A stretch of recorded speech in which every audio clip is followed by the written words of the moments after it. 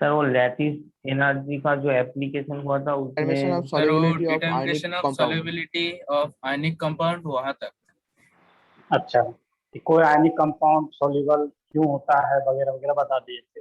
उसके बाद लिखना हाँ नेक्स्ट। सर। नेक्स्ट लिखिएगा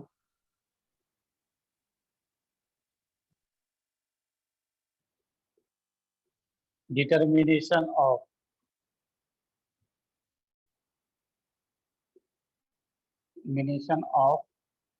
कोवेलेंट कैरेक्टर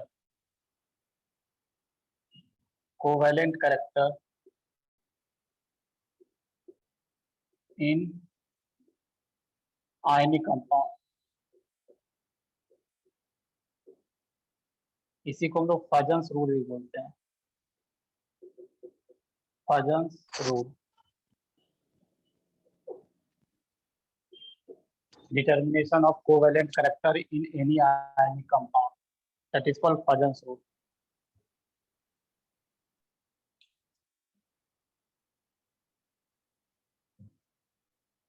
कोई भी कंपाउंड 100%, पहले लिख लो इसको, पहले लिखो, पॉइंट करके लिखो, neither any compound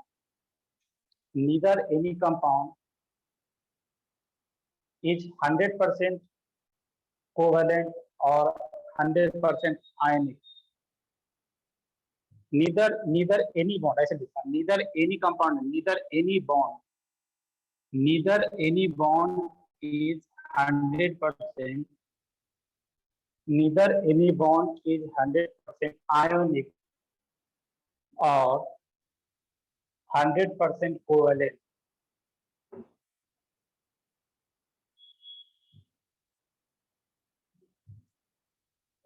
Any bond, लिख लेना है, any bond contain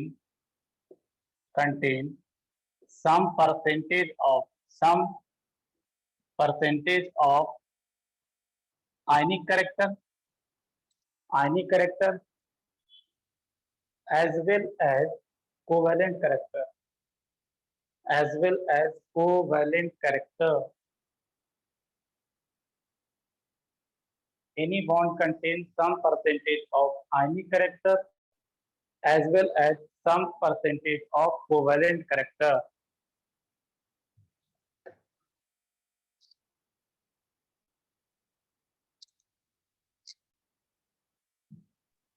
In ionic bond,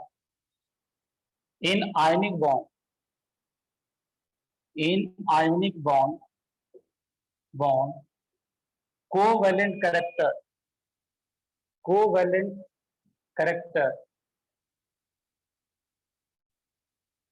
covalent bracket में लिखिएगा,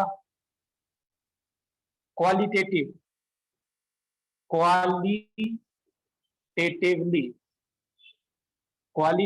ब्रैकेट में qualitatively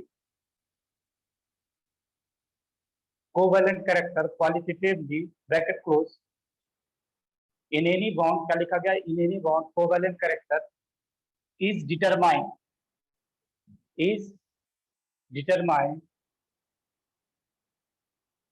with the help of Fajans rule. With the help of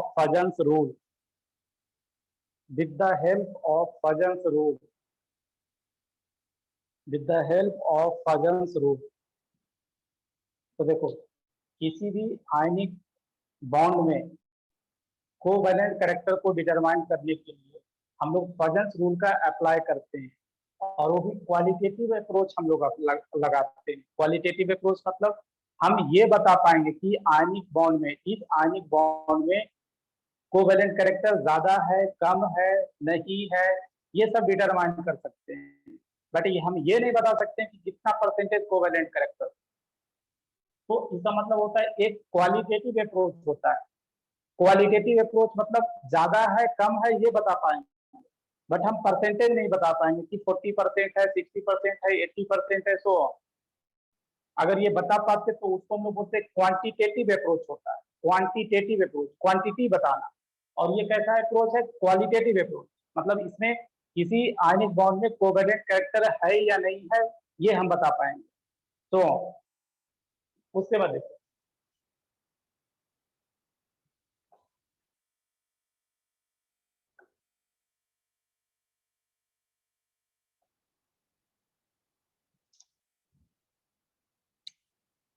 देखिए जनरली जो केटायन होते हैं,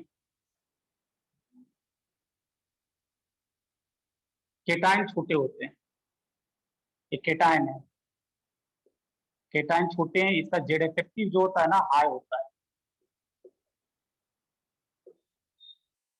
और ये है एनायन बड़ा जैसा।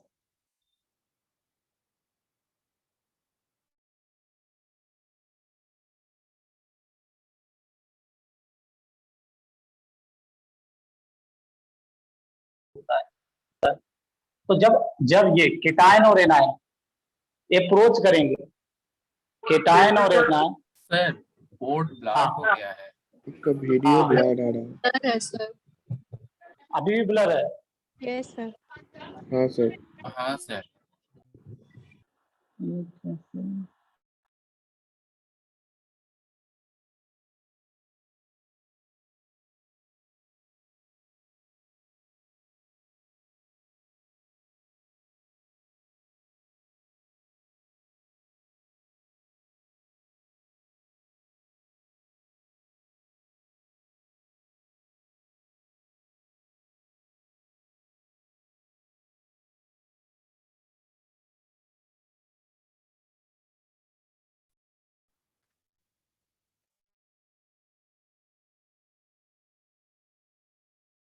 ये देखो केटायन है जिनका जेड इफेक्टिव हाई है, एनायन है जिसका जेड इफेक्टिव लो होता है एनायन का। जनरली केटायन स्मॉलर साइज का होता है, एनायन लार्जर साइज का होता है। ओके, अब यहाँ देखो जब ये आयनिक बॉन्ड बनाने आएंगे, आयनिक बॉन्ड कैसे बनता है?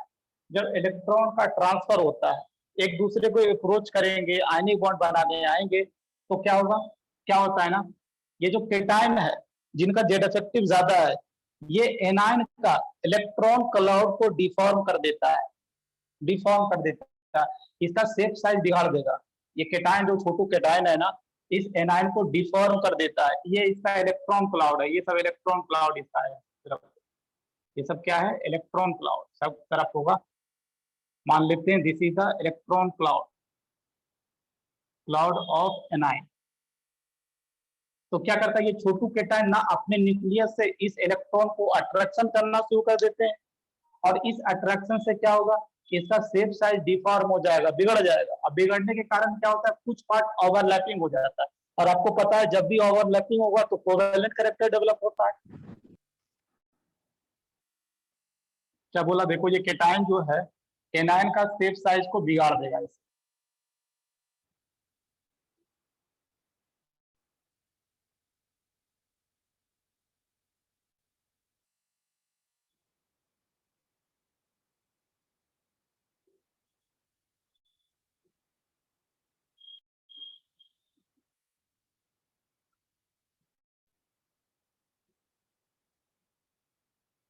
ये एनायन का शेप साइज बिगड़ गया,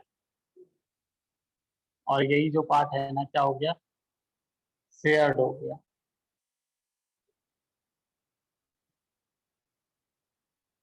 ऐसे दिस इज द डिफॉर्म, या इसको डिस्टॉर्टेड बोलते हैं, डिस्टॉर्टेड इलेक्ट्रॉन क्लाउड ऑफ अनायन। जिससे क्या हो गया? शेयरिंग होना शुरू हो गया। ये आपका केटायन है और ये आपका अनायन है, और ये डिस्टॉर्शन होने की वजह से कुछ पार्ट शेयरिंग होना शुरू हो गया, और शेयरिंग होने से क्या हो गया? कोवेलेंट कैरेक्टर डेवलप हो गया। इस आयनिक बॉन्ड में कोवेलेंट कैरेक्टर डेवलप हो गया। तो ये बना, उसके बाद दिखाएंगे।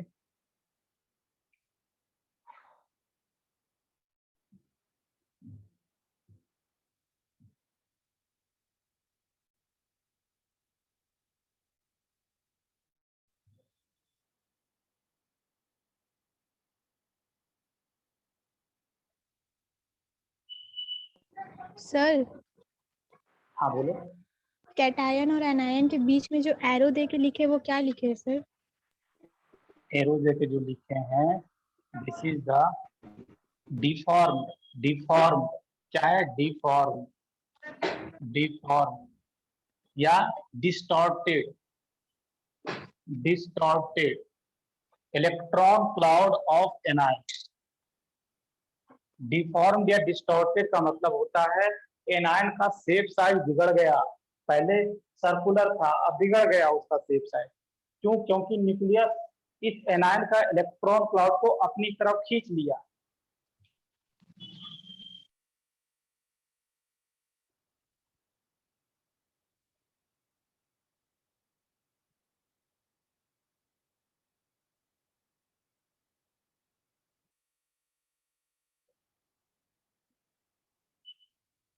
ये बनाने के बाद लिखिएगा, लिखिएगा when cation and anion, when cation and anion approach towards each other, approach towards, when cation and anion approach towards, when cation and anion approach towards each other, when cation and anion approach towards each other for the formations of ionic bond, for the formations of ionic bond, when cation and anion approach towards each other for the formation of ionic bond, full stop, full stop, full stop लिखेगा, due to high Z effective of cation, due to high Z effective of cation, comma, comma, it distort or deform, it distort or deform, it distort or deform, it distort or deform the electron cloud of anion, it distort or deform the electron cloud of anion, anion, due to which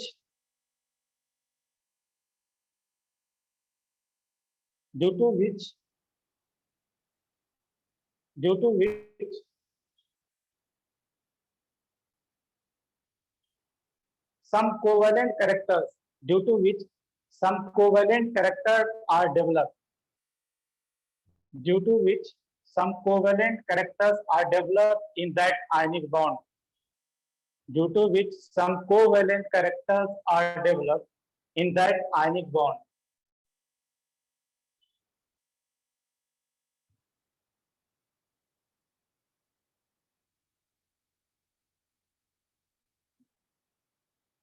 yes sir. लिख लिए इतना समझ में आ रहा है? Yes sir. हाँ, develop क्या बोला? के बाद क्या बोला? डेवलप कर तो भूल गए हम, क्या बोले? In that ionic bond. हाँ, in that ionic bond, in that ionic bond. Okay, चलो अब यहाँ पर देखो, पैराग्राफ चेंज करके लिखो, पैराग्राफ चेंज करके लिखिए, द प्रोसेस ऑफ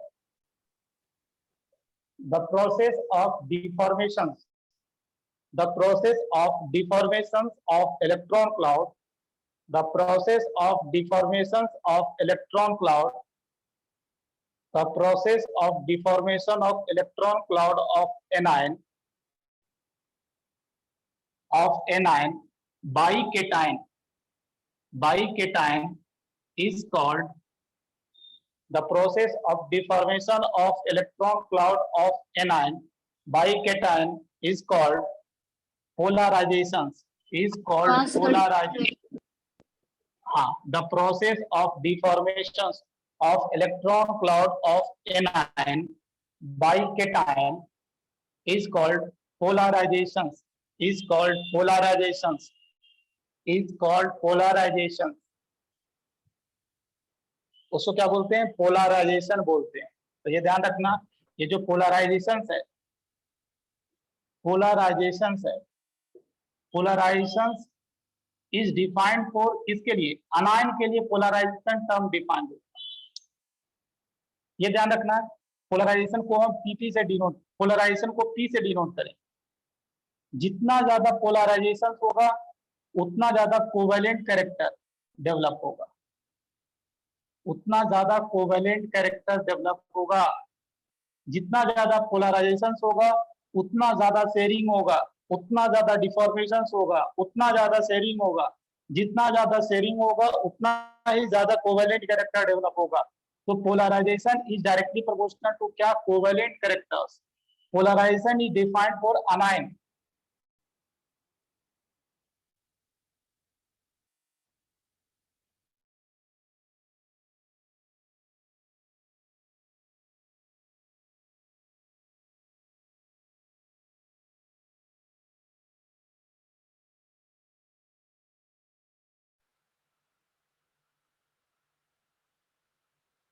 सर आपका वीडियो सर अटक गया। सर आपका वीडियो सर अटक आपका गया। वीडियो फ्रीज हो गया सर।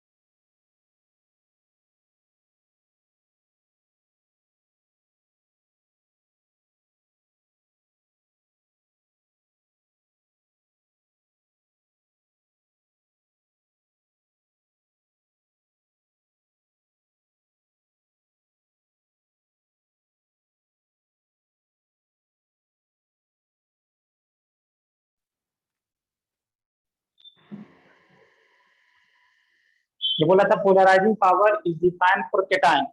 अब पोलराइजिंग पावर क्या होता है उसको डिफाइन करें। पोलराइजिंग पावर हेडिंग पे, पोलराइजिंग पावर हेडिंग पे, पोलराइजिंग पावर हेडिंग पे लिखे इसमें, it is the tendency, it is the Sir. Tendency. हाँ पोलर ये कांस्टेंट के बाद लिखेंगे सर ये वाला पार्ट। क्या कांस्टेंट के बाद? सर ये जो आप लास्ट लाइन लिखे हैं ना, polarisation is proportional to covalent character, उसके बाद ये वाला हाँ टॉपिक। उसके बाद लिखो ना। हाँ टॉपिक खत्म नहीं हुआ, इसी ये चल रहा है, खत्म अच्छा। नहीं हुआ है। ये नेक्स्ट पॉइंट है, next point. Polarising power cation के लिए डिफाइन होता है, जैसे पोलराइजेशन एनायन के लिए डिफाइन होता है ना। और ये क्या होता है मैं बता दिया। उसी तरह भी लिखना है, पोलराइजिंग पावर केटायन के लिए डिफाइन होता है। और उसके बाद पोलराइजिंग पावर क्या होता है लिखे यहाँ,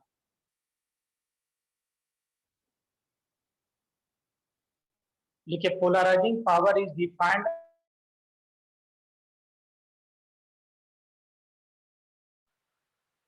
सर आपका वीडियो सर फिर आपका से अटक वीडियो गया। फ्रीज हो गया।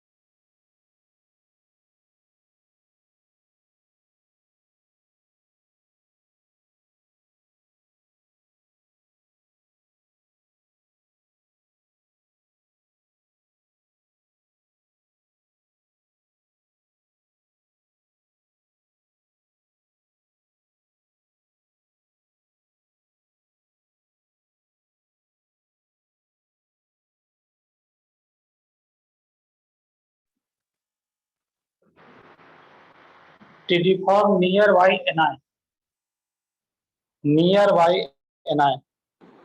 सर आपका वीडियो पोलराइजेशन फ्रीज पावर हो के गया बाद था। बोल गया। वो पोलराइजिंग हाँ पावर हाँ थोड़ा सा फिर से बोल फिर देंगे। से बोल रहा हूँ, it is defined as the polarising power लिखते, it is defined as the tendency or ability, tendency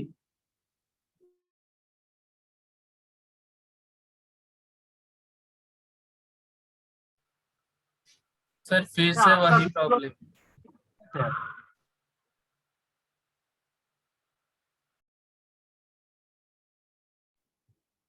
sir आपका वीडियो फिर से फ्रीज हो गया है।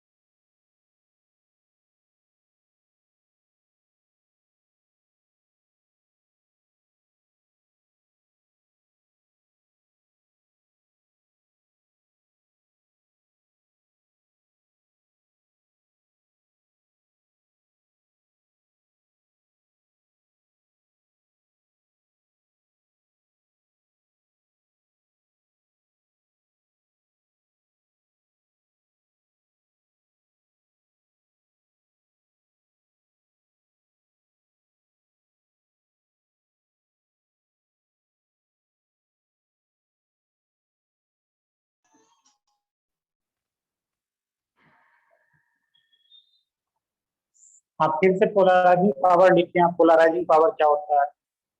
Polarising power it is defined as the it is defined as the it is defined as the tendency or ability of cation. It is defined as the tendency or ability of cation to deform nearby anion, to deform nearby anion, to deform nearby anion. उसके बाद देखो,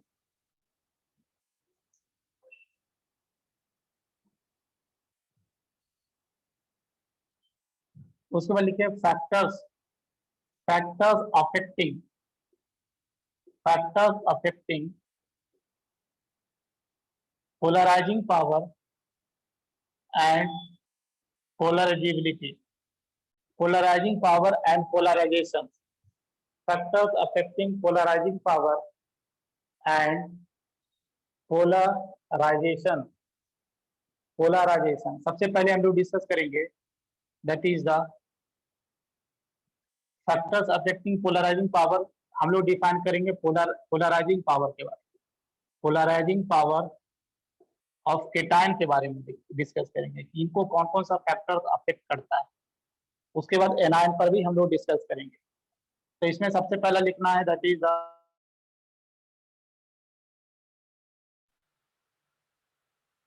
sir आपका video sir फिर से अटक गया sir.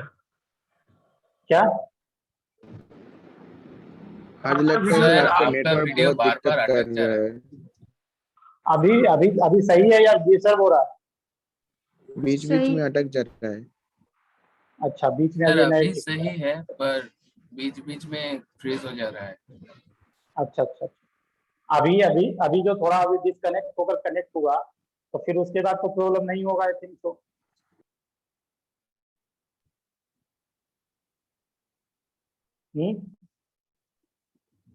फिलहाल तो सर नहीं हो रहा है। चलो चलो होगा तो बताना। साइज ऑफ केटायन, पहले साइज ऑफ केटायन लिखो, पहला फैक्टर।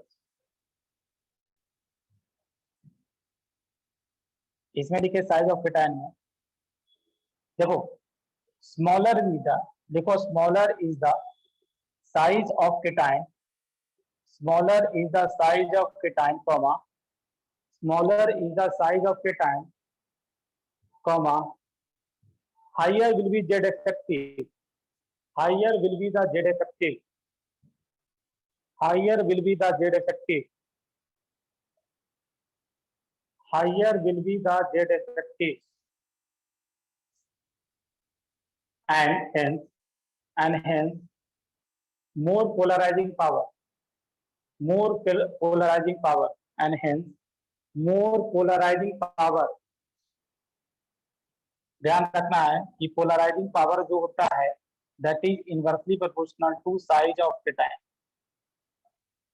केटायन का साइज जितना छोटा होगा उतना ज्यादा जेड इफेक्टिव होगा, उतना ही सामने वाला एनायन को डिस्टॉर्ट करेगा।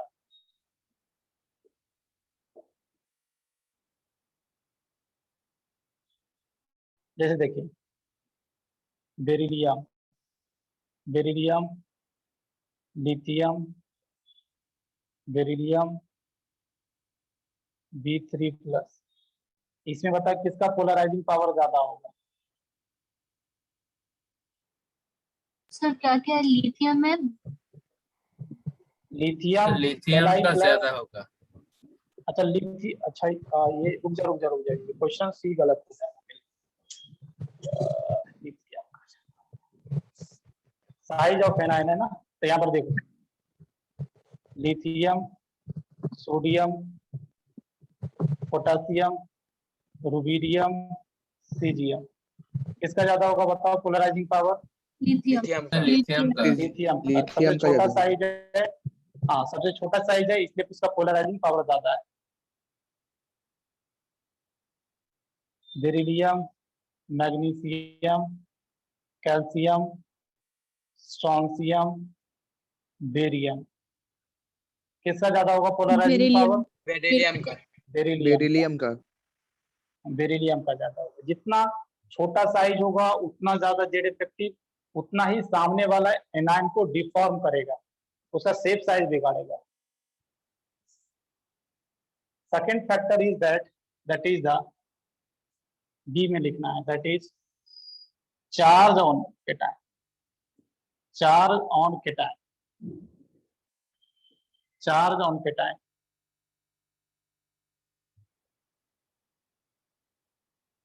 केटायन पर जितना ज्यादा चार्ज होगा, केटायन पर जितना ज्यादा चार्ज होगा उतना ही उसका जेड इफेक्टिव होगा, उतना ही ज्यादा पोलराइजिंग पावर होगा। तो लिख लीजिएगा higher the charge on cation, higher the charge on cation, higher the charge on cation comma, more will be Z effective, more will be Z effective,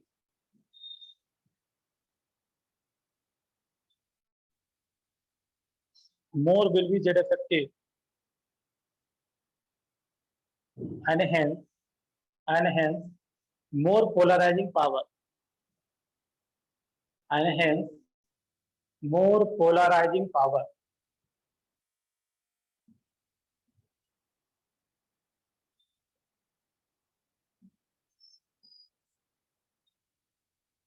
more polarizing power।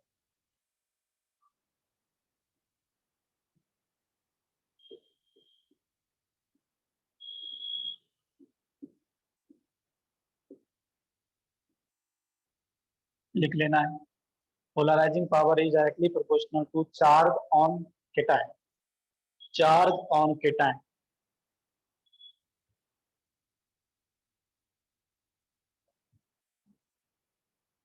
जगह जैसे polarising power का question है, कुछ बताइए आप। ये lithium, beryllium और boron, किसका ज्यादा होगा? बोरॉन का। हाँ, इस पर ज्यादा चार्ज है, ऐसा होगा कुछ, पोलराइजिंग पावर का ऑर्डर। तो जितना ज्यादा चार्ज उतना ज्यादा पोलराइजिंग पावर।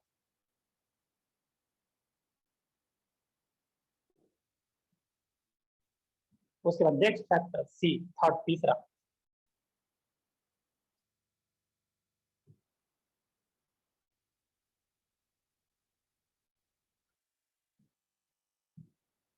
मतलब किसका पोलराइजिंग पावर ज्यादा होगा? SnCl4 और SnCl2, बताओ किसका ज्यादा होगा? एसेंशियल Essential पोटेंशियल four का। एसेंशियल 4। क्योंकि ये +4 है और ये +2 है, तो जितना ज्यादा चार्ज उतना ज्यादा पोलराइजिंग पावर। चलो उसके बाद तीसरा फैक्टर,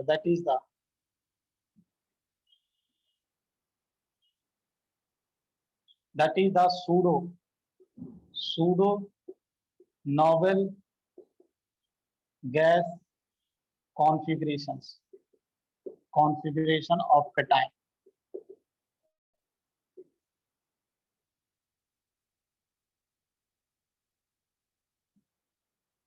लिखिए cation having pseudo novel gas configurations, a cation having pseudo novel gas configurations, cation having pseudo novel gas configurations, that is 18 electron in valence shell, 18 electron in their valence shell, full stop, have more polarizing power, have more polarizing power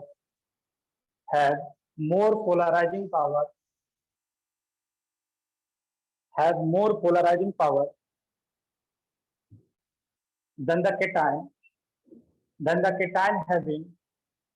having novel gas configurations, that is novel gas configuration, that is 8 electron in their valence shell, that is 8 electron in their valence shell।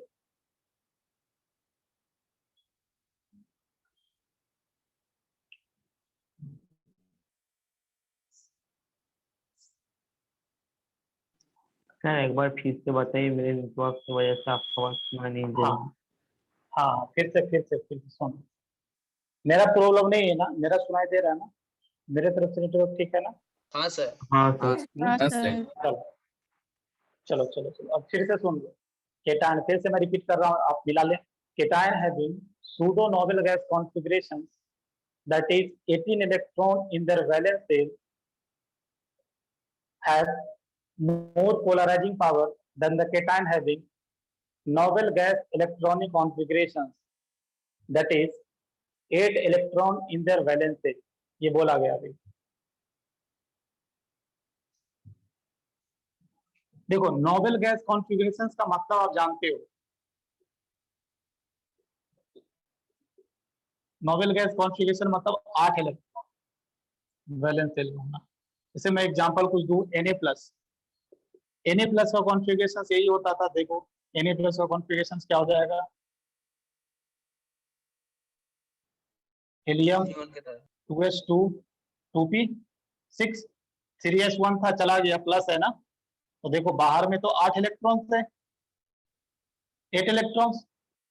इसी तरह और जैसे example आपको दूं, that is magnesium. तो magnesium का Mg2+ है, तो इसका कॉन्फ़िगरेशन भी ऐसे ही लिख हो गया, 8 electrons. Pseudo Nobel gas configuration का क्या मतलब होता है?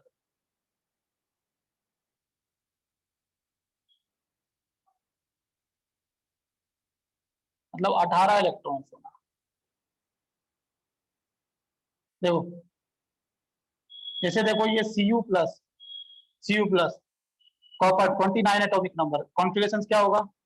इसके पहले noble gas argon, argon 4s2 4s2 4s ऐसा होता है, 4s 3d10 ऐसा होता है, ऐसा होता ना, तो ये तो चला गया, प्लस है ना। तो अभी इसको थोड़ा सा एक्सपांड करता हूँ, इसको हम अच्छा से लिखते हैं, ऐसे लिखते हैं, क्या क्या लिखेंगे? दैट इज, अगर मैं लिख दूं इसको, नियॉन लिख दूं, 3s2 लिख दूं, 3p6 लिख दूं और 3d10 लिख दूं, और 4s वाला तो चला गया ना, जीरो हो गया, प्लस है इसलिए। तो अभी आप क्या देख रहे हो कि बाहर वाला सेल में कितने इलेक्ट्रॉन्स है? 18 इलेक्ट्रॉन्स है। तो ये क्या है, देख रहे हो, 10 16 18। तो ये क्या सूडो नोबल गैस कॉन्फ़िगरेशन को फॉलो कर रहा है। इसी तरह जैसे मैं जिंक का एग्जांपल दूं, देखो जिंक का भी ऐसा ही होगा, जिंक का भी इसी तरह लिखूंगा, that is neon 3s2 3p6, ये 18 हो गया, और क्या जाएगा 3d10, 4s वाला 4s2 दोनों इलेक्ट्रॉन चला गया, यहाँ पर भी 18 इलेक्ट्रॉन्स। इसी तरह और एग्जांपल आपको दूं, जैसे देखो Ag plus silver 47 atomic number होता है, इसका कॉन्फ़िगरेशन पता होगा आपको, क्या होता है बताओ? सिल्वर का, सिल्वर का क्या होता है? इसके पहले noble gas that is krypton, krypton के बाद क्या आता है बताओ? 5s1, और 3d कितना हो जाएगा? अब 4d कितना हो जाएगा? 10 हो जाएगा, आई थिंक सो 10 होगा ना, 36 37 37 और 10 47, ऐसा ही होगा ना, एक्सेप्शनल था इसका, याद आ रहा है कुछ? Yes sir. हाँ सर। हाँ, अब देखो अगर Ag+1 है, Ag+1 का लिख रहा हूं, तो क्या होगा? यहां से इलेक्ट्रॉन चला जाएगा, और इसको थोड़ा सा हम आर्गन से लिख रहा हूं, आर्गन, आर्गन के बाद क्या था? आर्गन के बाद क्या था? That is 4s2 3d10 4p, 5। हाँ 4p ऐसे लिखता हूं, 3d10 4s2 4p6 और फिर 4d10 लिख सकते हैं ना, देख रहे हो ना, 12 12 10 16 18 इलेक्ट्रॉन, 4d हाँ 4s2 4p6 और फिर फाइनली 4d10, यहाँ वाला ये तो चला गया ना, ये तो चला गया, ये तो 5s वाला चला गया ना, समझ रहे हो? Yes sir. हाँ सर। चलो, तो बाहर वाला देखो, ऐसा होता है ना कि अगर इसके आउटर मोस्ट सेल्स में 18 इलेक्ट्रॉन्स है, तो इसके न्यूक्लियस में भी प्रोटॉन भी उतना ही होगा, ज्यादा होगा प्रोटॉन। अगर प्रोटॉन ज्यादा होगा तो उसका जेड इफेक्टिव उसका ऑटोमेटिकली Higher हाई होगा। हो जाएगा, हाइयर होगा। इसलिए हम लोग बोलते हैं कि सूडो नोबल गैस कॉन्फ़िगरेशन रखने वाले केटायन का पोलराइजिंग पावर ज्यादा होता है as compare to cation having noble gas configuration.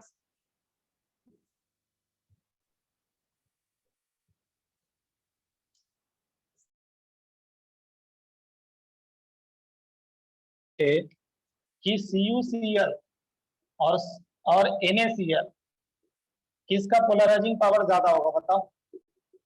CuCl। CuCl, क्योंकि ये क्या है? ये जो केटायन है सूडो ये noble gas PNGC pseudo Nobel gas configuration रखने वाले केटायन है, और ये क्या नोबल गैस कॉन्फ़िगरेशन रखने वाले केटायन है, तो इसका ज्यादा होगा। जैसे अगर AgCl NaCl में बोल दूं तो बोलेंगे NaCl का ज्यादा है।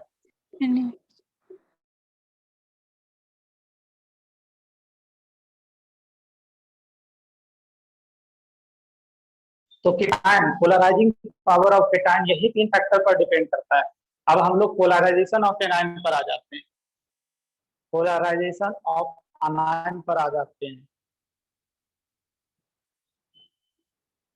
नेक्स्ट बी में लिखना है, 2 में लिखना है, that is polarisation of anion.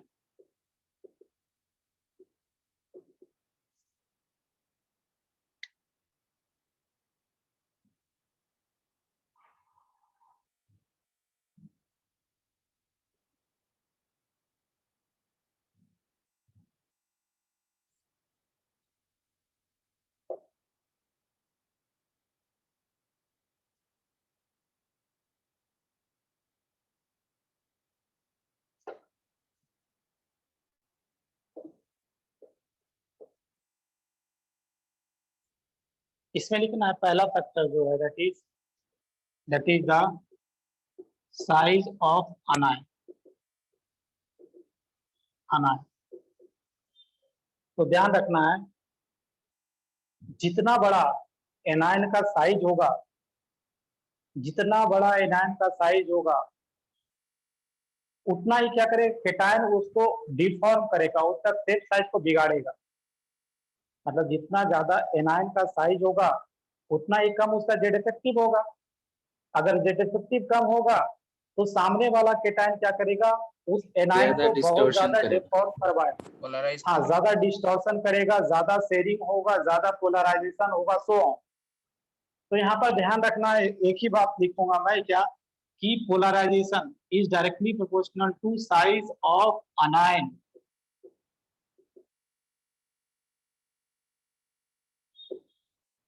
लिखना है तो लिख लो, higher the size of anion, higher the size of anion, ये लार्जर, हाइयर नहीं larger, larger, larger is the size of anion, comma lesser will be z effective, lesser will be the z effective, lesser will be the z effective, and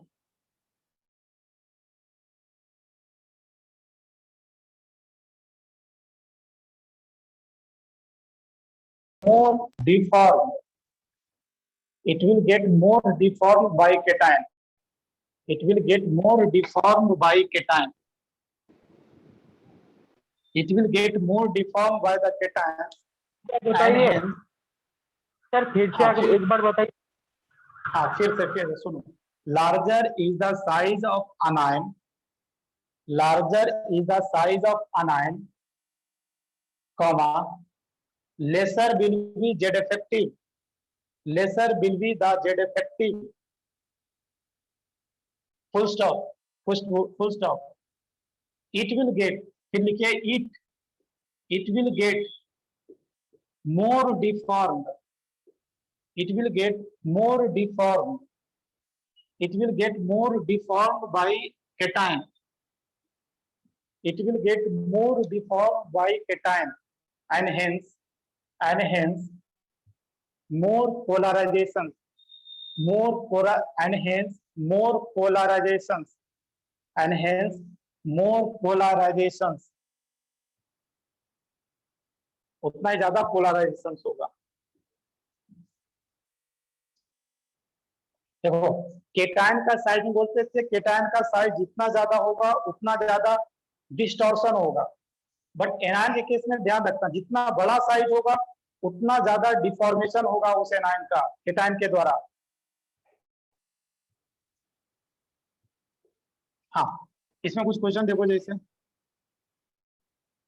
polarisation हमको देखना है, P मतलब polarisation, F minus Cl minus Br minus I minus, बताओ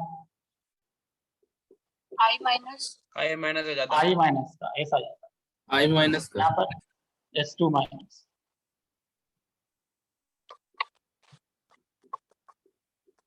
इसका polarisation ज्यादा होगा, बताओ T3 minus का, जितना बड़ा साइज उतना ज्यादा पोलराइजेशन। उसके बाद दूसरा लिखा है, दूसरा that is the charge on अनायन, charge on anion,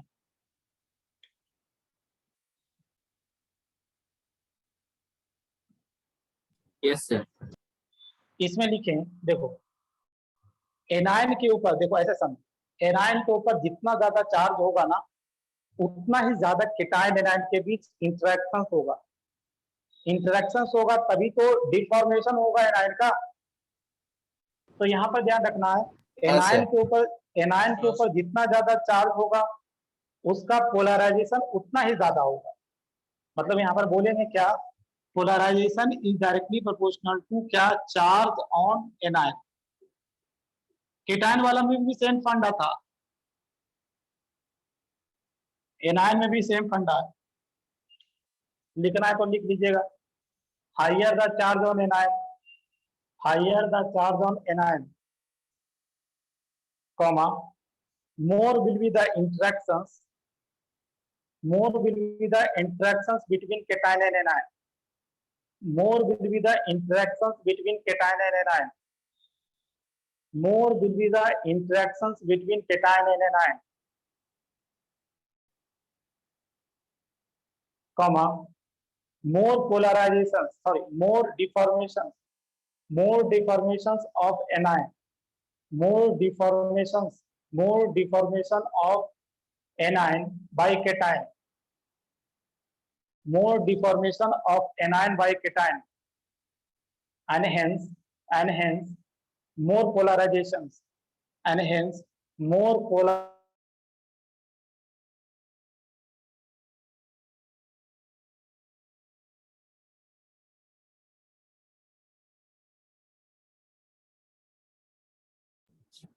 sir आपका वीडियो फिर से फ्रीज हो गया।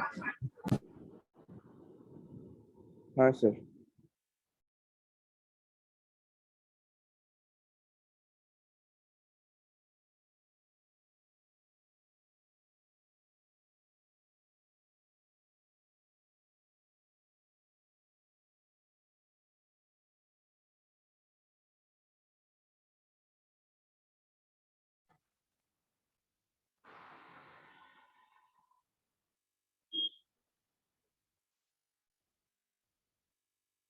करें कि फिर से प्रॉब्लम आ गया?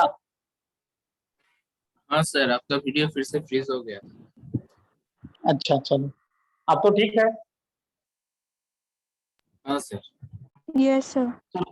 उसके बाद देखो क्वेश्चन लिखो, क्वेश्चन।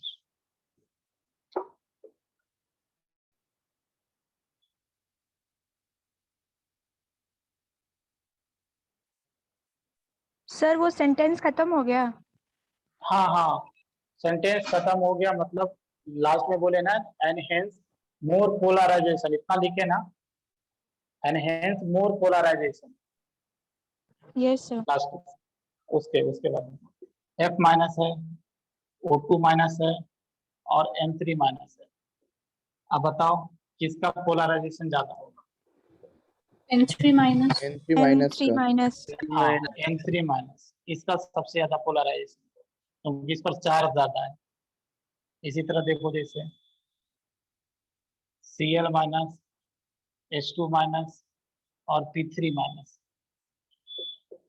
क्या होगा इसका P3 माइनस। पोलराइजेशन?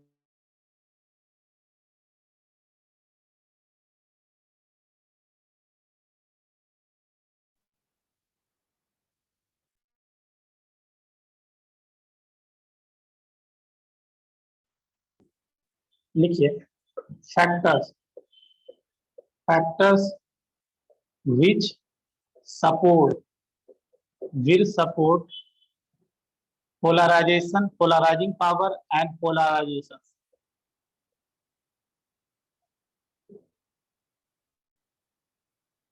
देखो ये पोलराइजिंग पावर कब कब ज्यादा होगा बताओ?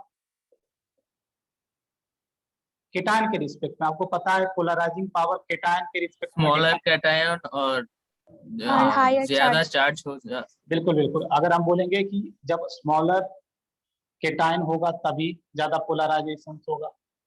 दूसरा बोलेंगे जब आपका हायर चार्ज होगा तब ज्यादा पोलराइजेशन होगा।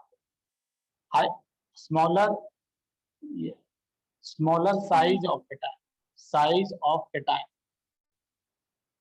हायर चार्ज ऑन केटायन, और एक तीसरा बात किए थे, that is the PNG, pseudo noble gas configuration of cation. इन तीनों केस में पोलराइजिंग पावर ज्यादा होगा। अगर एनायन के रिस्पेक्ट में बोले कि पोलराइजेशन ऑफ एनायन कब कब ज्यादा होगा? लार्जर साइज में।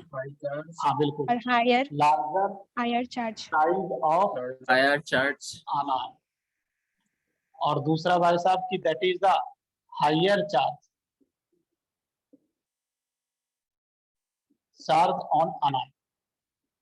इन पांचों केस में पोलराइजिंग और पोलराइजिंग पावर ज्यादा हो।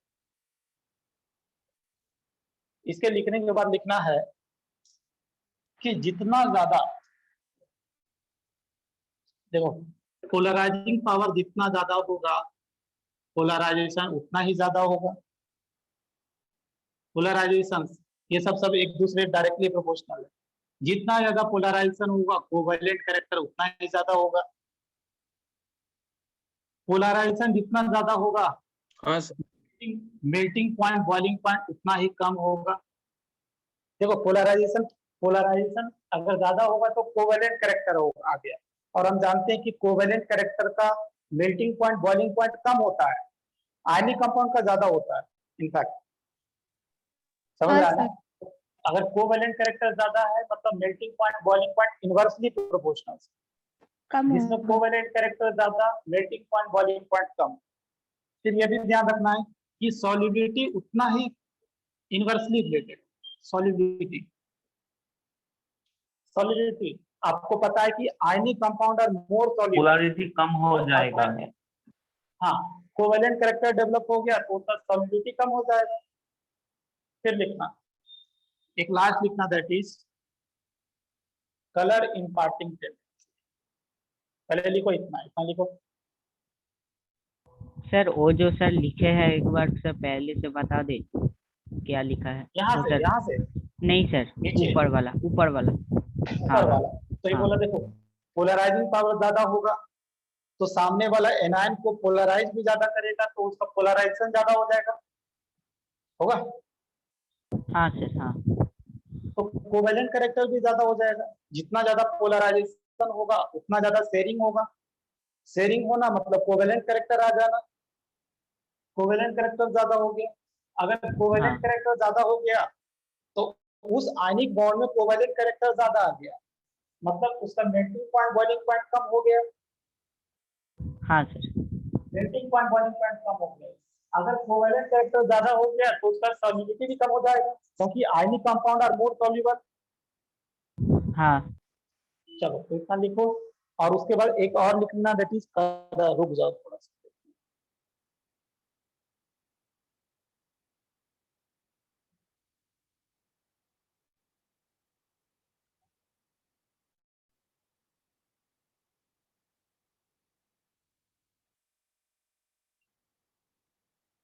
कलर इम्पार्टिंग टेंडेंसी लिख लेना। Colour imparting directly proportional to colour imparting tendency. इन सबसे रिलेटेड क्वेश्चन अगले क्लास में कराएंगे, इसको आप लिख लीजिए, ये पॉइंट ध्यान रखना। Sir colour imparting tendency, colour imparting tendency, जितना ज्यादा पोलराइजेशन होता है ना उसमें देखोगे उसमें कलर इम्पार्ट होगा, वो सब्सटेंस कलर्ड हो जाता है। ऐसा क्वेश्चंस करवाएंगे सब पर। अभी ये खत्म नहीं हो गया, इस पॉइंट को लिखने के बाद कुछ क्वेश्चंस कराएंगे फिर उसके बाद आगे बढ़ेंगे। तो ये सब घर से पढ़ कर आइएगा तभी अगले क्लास क्वेश्चन का बना पाइएगा, नहीं तो दिक्कत होगा। समझ गए? अगले क्लास में अगले क्लास में जो भी हजन्स रूल बताया गया है 5 पॉइंट को ध्यान रखना है। हजन्स रूल क्या होता है ये सब वगैरह पढ़कर आना है और अगले क्लास क्वेश्चन करवाऊंगा। ठीक, चलो मिलते हैं अगले क्लास में। Till then thank you everyone. हाँ बोलो। Thank you sir. Sir fluorine is weaker oxidising agent than chlorine. Sir ये सर ट्रू होगा या false? Fluorine is weaker oxidising agent. अरे फ्लोरीन दुनिया का सबसे स्ट्रॉन्गेस्ट ऑक्सीडाइजिंग एजेंट है, समझा? हाँ सर। फ्लोरीन किसी को भी सामने किसी को ला दो ना वो ऑक्सीडाइज कर देता है उसको, समझा? तो fluorine is stronger oxidising agent than any, किसी से फ्लोरीन हो गया, KMnO4 हो गया, K2Cr2O7 हो गया, किसी को छोड़ता नहीं, ऑक्सीडाइज कर देता है। क्योंकि उसका आगे इलेक्ट्रोकेमिस्ट्री में पढ़ोगे ना उसका रिडक्शन पोटेंशियल काफी हाई होता है। इनफैक्ट उसका देखोगे 2.5 के आसपास कुछ होता है प्लस में, इसलिए उसका ऑक्सीडाइजिंग पावर बहुत ज्यादा होता है। ठीक, चलो मिलते हैं अगले क्लास में। Till then thank you everyone. Sir और एक क्वेश्चन बोलो। Sir, ionization energy of an element ये sir equal in magnitude but opposite in sign to the electron gain enthalpy of the cation या electron gain enthalpy of the anion?